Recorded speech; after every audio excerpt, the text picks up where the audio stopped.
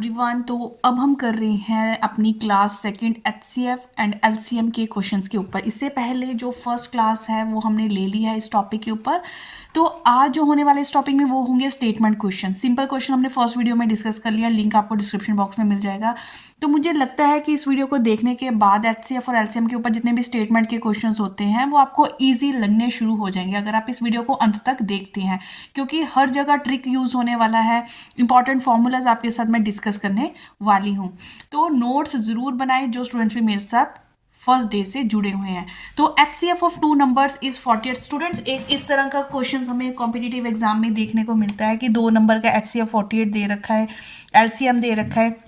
तो आपने ना एक चीज़ को माइंड में याद मतलब रखना है कि हमें पता है, क्वेश्चन कुछ मर्जी पूछ ले, हमें पता है कि प्रोडक्ट ऑफ टू नंबर्स, इसको जो रेड पेन से मैं लिख रही हूँ इसको आपने माइंड में रखना है। काफ़ी क्वेश्चंस आप इसकी हेल्प से कर सकते हो। कोई भी 2 नंबर आपको दे रखे हैं, उनका जो प्रोडक्ट होता है वो किसके इक्वल होता है? HCF is equal to LCM. क्योंकि अगर मुझे ये वाली चीज़ पता है ना तो मैं क्या क्या कर सकती हूँ, ठीक है, मैं क्या कर सकती हूँ, हो सकता है मुझे देखो 2 नंबर्स यहाँ पे, तीसरी बात एचसीएफ, चौथी बात एलसीएम, टोटल 4 क्वांटिटीज होगी। तो कभी भी आपको 3 गिवन होगी, एक कोई भी आपको फाइंड आउट करने को बोल देंगे, तो इसकी हेल्प से हम कर सकते हैं। तो आपने क्या करना है, अब आप देख लो कि आपको कौन कौन सी क्वांटिटी दे रखी है। 2 नंबर्स का प्रोडक्ट पूछा है, सीधा प्रोडक्ट ऑफ 2 नंबर्स हमें नहीं पता, ठीक है। फर्स्ट नंबर को मैंने x1 मान लिया, दूसरे नंबर को मैंने x2 मान लिया, इन दोनों का प्रोडक्ट ही हमें फाइंड आउट करना है। और मुझे जो गिवन है एचसीएफ पता है मुझे 48 और एलसीएम पता है 240। ये तो चलो पूछने वाले ने बहुत इजी पूछ लिया, हमने जस्ट इनको क्या करना है, आपस में मल्टीप्लाई करना है। और मल्टीप्लाई करने के बाद जो हमारे पास फाइनल आंसर बनेगा वो 11520। बिल्कुल सिंपल सी बात थी, बिल्कुल ही सिंपल, ठीक है। तो ये कैटेगरी का क्वेश्चन हो गया कि इसके ऊपर क्वेश्चन पूछे जा सकते हैं। और देखो और क्या क्या एचसीएफ और एलसीएम के ऊपर पूछा जा सकता है। स्टूडेंट, जो नेक्स्ट कैटेगरी के क्वेश्चंस होते हैं वो इसके ऊपर पूछे जा सकते हैं कि आपको रेशियोज में नंबर दे दिए, कुछ एचसीएफ या एलसीएम कुछ गिवन दे दिया और कुछ फाइंड आउट करने को बोल दिया। तो इससे पहले मैं आपको एक बेसिक चीज़ समझाती हूँ। स्टूडेंट, जब कभी भी ना, फॉर एग्जाम्पल, जब कभी मुझे 2 नंबर समझो इस रेशो में दे रखे है 80:36, ठीक है। कभी भी कोई चीज़ रेशो में दे रखी है, 80 को मैं ऐसे लिख सकती हूँ 4×20, और 36 को मैं ऐसे लिख सकती हूँ 4×9, है ना। तो मैंने देखा कि ये जो 4 है ये दोनों साइड है जो कैंसिल हो रहा है, ठीक है। आखिरी में बचा क्या, 20 रेशो क्या बच रहा है स्टूडेंट्स, 9 बच रहा है। मीन्स ये जो मेरे पास 20,9 बचा, ये क्या बचा, को प्राइम बचा। अच्छे से समझनी है इस बात को, क्योंकि बहुत हेल्प होने वाली है अगर आपने, जो मैं अभी ये कॉन्सेप्ट बता रही हूँ, अगर आपने वो अच्छे से समझ लिया। मैंने आपको क्या बोला कि कभी भी कोई चीज़ आपको रेशो में दे रखी होती है तो उसमें कहीं ना कुछ कॉमन होता है। तो जो चीज़ कॉमन होती है उसको हम क्या बोलते हैं, एचसीएफ। इसका मतलब रेशो के दोनों साइड हमें एचसीएफ ऑलरेडी क्या होता है, मतलब कोई भी जो नंबर होता है उसके साथ जो मल्टीप्लाई होने वाली टर्म होती है वो एचसीएफ होता है। अच्छे से समझो क्या मैं आपको बोलना चाह रही हूँ कि जब कभी भी 80 और 36 ऐसे कुछ भी आपको रेशो में दे दिया ना, तो उसमें आपने ये मान के चलना है कि हाँ जी दोनों के साथ एचसीएफ मल्टीप्लाई हो ही रहा है। तो बाद में जब आप उस एचसीएफ को वहाँ से हटा देते हो, जैसे मैंने 4 हटा दिया, तो मेरे पास क्या बचा, 20:9। अब जो एचसीएफ को हटाने के बाद नंबर बचते हैं वो को प्राइम होते हैं। को प्राइम का मतलब जिनमें सिर्फ 1 कॉमन होता है, उसके अलावा उनमें कुछ भी कॉमन नहीं है, ठीक है। बस ये बात है जो मैं आपको समझाना चाह रही हूँ कि रेशो वाले नंबर्स में ऑलरेडी जो एचसीएफ होता है उसके अंदर ही होता है। अगर हम एचसीएफ को हटा दें, एचसीएफ को हटाने के बाद जो नंबर बचते हैं वो नंबर हमेशा क्या होते हैं, को प्राइम नंबर होते हैं। अब मैंने इतना भाषण क्यों दिया, ये चीज़ आपको क्यों समझाई, मैं इसलिए बता रही हूँ क्योंकि ये चीज़ अब हमारे क्वेश्चन में हमें हेल्प करने वाली है। किस तरह से, जिस तरह से मुझे पता है कि मुझे 3:4:5 दे रखा है, ठीक है। क्वेश्चन में क्या दे रखा है, 3:4:5 हमें दे रखा है। अब आप 3, 4, 5 को देख रहे हो, ये हमें पता है ये को प्राइम है। को प्राइम है मीन्स इनमें कुछ भी कॉमन नहीं है। इसका मतलब जो साथ में अगर कुछ ना कुछ तो मल्टीप्लाई हो ही रहा था, जो इसमें क्या था कॉमन था, वो क्या था, इस को प्राइम के साथ हमेशा क्या होते हैं, एचसीएफ होता ही होता है, जो हमें नहीं दिख रहा। देखो कुछ गलत तो नहीं लिखा, जो ऊपर बात बोली कि ये 3, 4, 5 अगर को प्राइम है, इट मीन्स इनके साथ एचसीएफ था, जो हमने क्या कर दिया है, कैंसिल कर दिया है। सपोज वो आपका जो एचसीएफ है वो क्या है, एक्स है, ठीक है, वो एचसीएफ आपका क्या है, एक्स है। इसका मतलब ये बन गया 3x, यहाँ से बन गया 4x और यहाँ से बन गया 5x। ये बन गया पहला नंबर क्या बन गया 3x, दूसरा नंबर क्या बन गया 4x, तीसरा नंबर क्या बन गया 5x। स्टूडेंट्स मैंने जब आपको एलसीएम बताया था, अगर मैं इसका एलसीएम लूँ, मैंने बोला था एलसीएम क्या होता है कि जो कॉमन चीज़ होती है वो एक बार लिखी जाती है। जैसे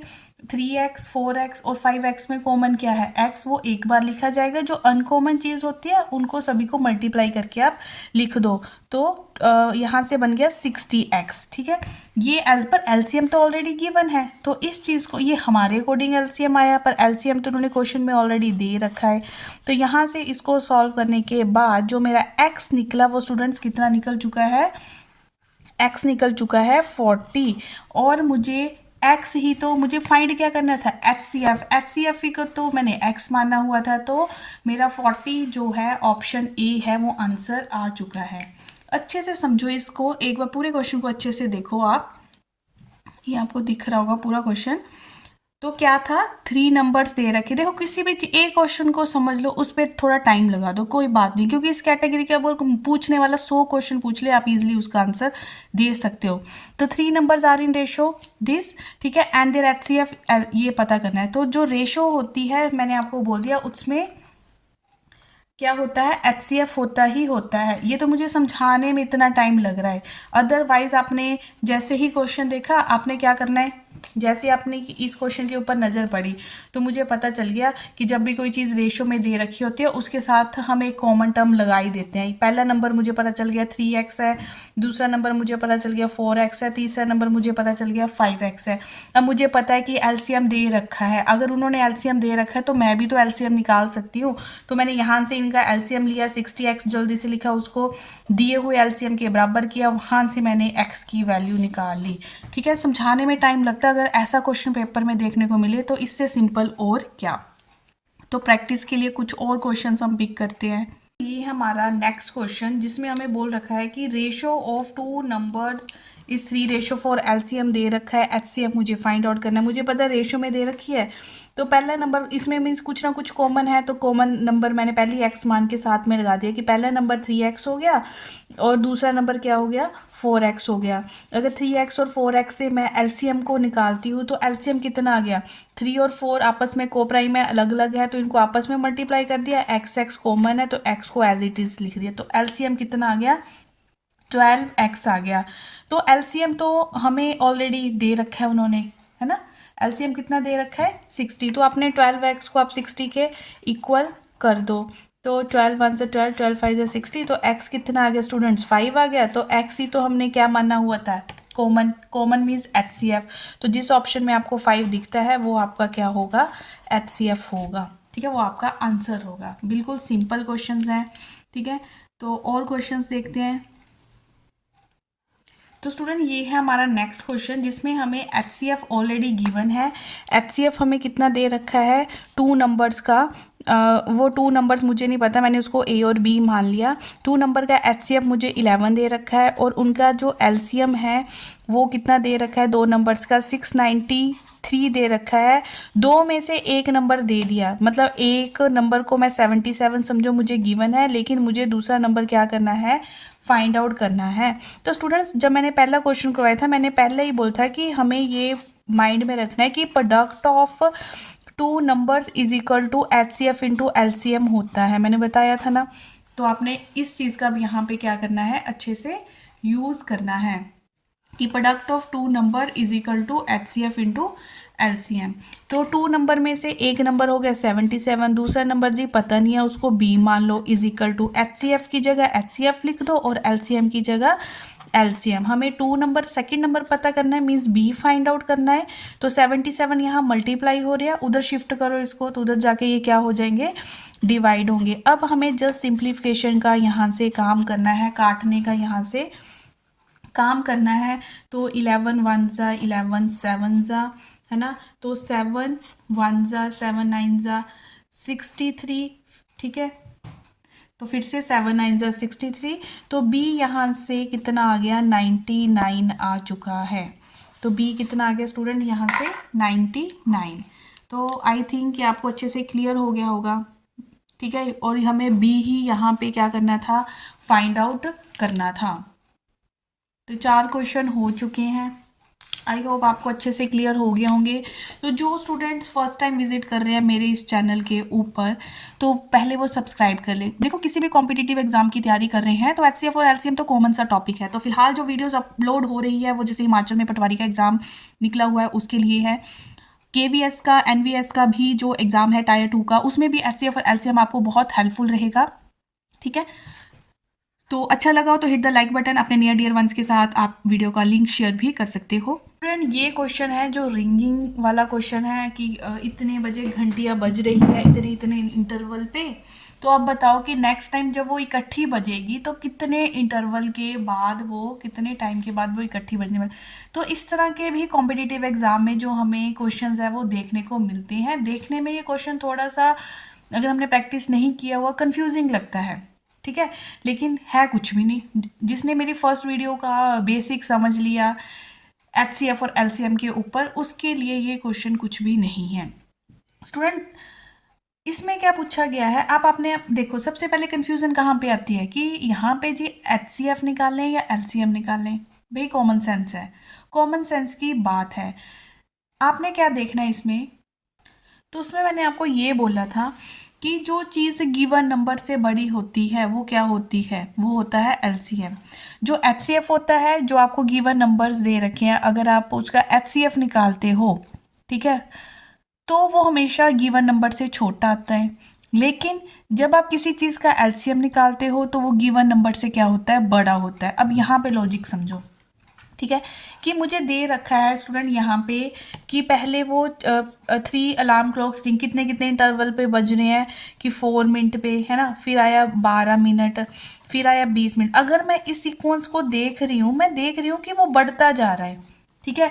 इट मीन जब वो टुगेदर किसी टाइम इंटरवल पर बजेंगे तो वो इंटरवल इन टाइम पीरियड से ज़्यादा ही होगा। मीन जो यहाँ पे नंबर आने वाला है वो बड़ा नंबर होगा। वो बड़ा नंबर कैसे निकलेगा, अगर आप इनका क्या ले लेते हो, एलसीएम ले लेते हो, तभी आएगा ना बड़ा नंबर। मैंने बोला एलसीएम क्या होता है, गिवन नंबर से हमेशा बड़ी टर्म। अब ये गिवन नंबर है, गिवन नंबर से एक बड़ा नंबर आएगा, वो क्या होगा, एलसीएम। एचसीएफ कब निकलता है, जो गिवन नंबर से हमेशा क्या होता है, छोटा होता है। तो एलसीएम के लिए मैंने क्या ट्रिक बताया था आपको, देखो 4 12 देख के निकाल सकते हो, ये नहीं आपने ऐसे करने बैठ जाना कि 4 का निकालो जी, 12 का, फिर 20 का। वो थोड़ा बच्चों वाला कंसेप्ट है।